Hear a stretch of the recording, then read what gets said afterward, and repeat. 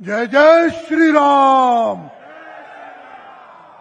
अरे आज तो 500 साल का इतिहास अपन ने बदला है, इसलिए आवाज अयोध्या तक जानी चाहिए। जय जय श्री राम, जय जय श्री राम। इस शबरी माता के जन्म स्थान पर उपस्थित मंच पर मेरे सभी पार्टी के लीडरगण और यहां सामने उपस्थित सभी राम भक्तों को मेरा सादर प्रणाम।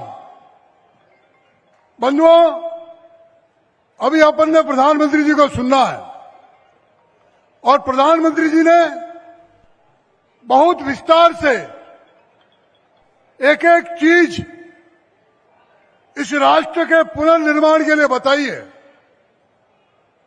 जिस प्रकार हमारे पूर्वजों ने 500 साल से ज्यादा अपनी अस्मिता को बचाने के लिए संघर्ष किया और हम सबका सौभाग्य है कि 500 साल बाद वो अवसर आया जिसमें हमको सहभागिता का अवसर मिला है।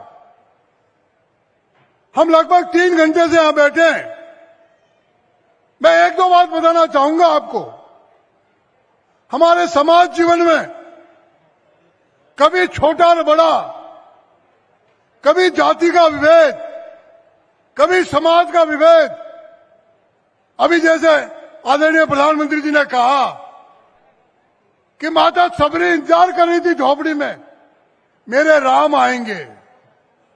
लेकिन पिछले 1500 वर्षों में इस देश पर जो आक्रांता है, उन्होंने हमारे समाज में विभेद पैदा किया, उन्होंने हमारे समाज में जातिगत विभेद किया, उन्होंने हमारे समाज में वर्ग से विभेद किया। लेकिन उससे पहले विभेद नहीं था। अगर राम के 14 वर्ष का इतिहास देखो, अरे राम तो चक्रवर्ती सम्राट के राजकुमार थे। अपने 14 वर्ष के इतिहास में उसने किसी भी राजा का आतिथ्य स्वीकार नहीं किया, कोई महल का आतिथ्य स्वीकार नहीं किया। वो चाहते तो आतिथ्य स्वीकार कर सकते थे। बहुत से राजा लाइन लगा खड़े थे 14 वर्ष तक। आप इधर से गुजर रहे हो, आप इतने बड़े राजकुमार हो, मेरे यहां ठहरो। लेकिन प्रभु राम ने राजाओं का आतिथ्य स्वीकार नहीं किया। उन्होंने साधारण गांव के, जो हमारे अछूत कहे जाने लोग थे, जो साधारण वनवासी लोग थे, जो साधारण नाविक लोग थे, उनका आतिथ्य स्वीकार किया। इसलिए भगवान राम राम बन गए। यह हमारे देश की संस्कृति थी। जब अभी वर्णन आया, यहां जो हमारे संबोधन करने वाले जो आयोजक हैं, वो एक लक्ष्मण भीलनी के बेर की कथा बता रही थी बहन मेरी। मैं उनको थोड़ा करेक्ट करना चाहता हूं। मानस में एक कथा है। मानस में जब भगवान राम सबरी के झूठे वेर खा रहे थे तो पीछे लक्ष्मण खड़े। उनको बड़ा विचित्र सा लग रहा था कि भगवान काहे के लिए वेर खाए, लेकिन ये चक करके झूठा दो, ऐसा क्यों कह रहे। तो एक दो बार लक्ष्मण को लगा और एक जब बेर भी राम ने पीछे दिया। मानस में वर्णन है, मैं आपको करेक्ट करना चाहता हूं। तो लक्ष्मण ने एक बेर फेंक दिया और मानस में एक कथा है कि वो बेर इतनी जोर से फेंका कि हिमालय में गिरा और वही बेर संजीवनी पेड़ के रूप में पैदा हुआ और लक्ष्मण की जान बचाई। ये हमारा इतिहास है, ये एक सृष्टि है हमारी। और इसलिए भगवान राम का जो पुनर्वास है, और मैं तो आपसे अपील करना चाहता हूं, आज यहां के मैन जी भी विराजमान है, शायद वो एमपी साहब से व्यस्त हो रहे हैं।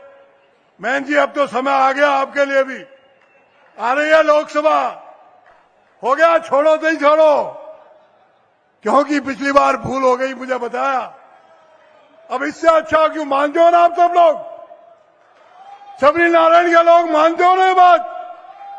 देखिए सब हां भी भर रहे और इसलिए मौका है।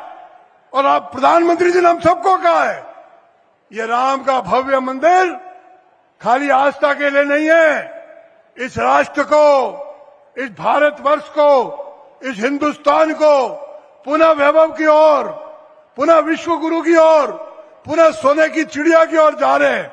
और प्रत्येक पिछले 10 साल में देख रहे हो अरे जो अमेरिका हमको वीजा नहीं देता था, आज उस अमेरिका के राष्ट्रपति को कहना पड़ा कि अगर यूक्रेन और रशिया का कोई युद्ध बंद करा सकता है, कोई युद्ध में समझौता करा सकता है, तो हिंदुस्तान का प्रधानमंत्री आदरणीय नरेंद्र मोदी करा सकता है। ये हमारे देश की पहचान बनी है। और इसलिए भाई और बहनों, ज्यादा समय नहीं लेते हुए, क्योंकि आपको मुख्यमंत्री जी को सुनना है और मुख्यमंत्री जी से बहुत अपेक्षा भी होगी इस सबरीनारायण धाम के लिए, इसलिए मैं बहुत समय नहीं लेते हुए एक बार पुनः आप सबको प्रणाम करूं। बहुत बहुत धन्यवाद। आज हमारे लिए गौरव का दिन है, आज हमारे लिए उत्थान का दिन है, आज हमारे लिए जोश का दिन है, आज हमारे लिए हिंदू राष्ट्र पुनः विश्व गुरु बने ऐसा दिन है। इन्हीं शुभकामनाओं के साथ जय जय श्री राम।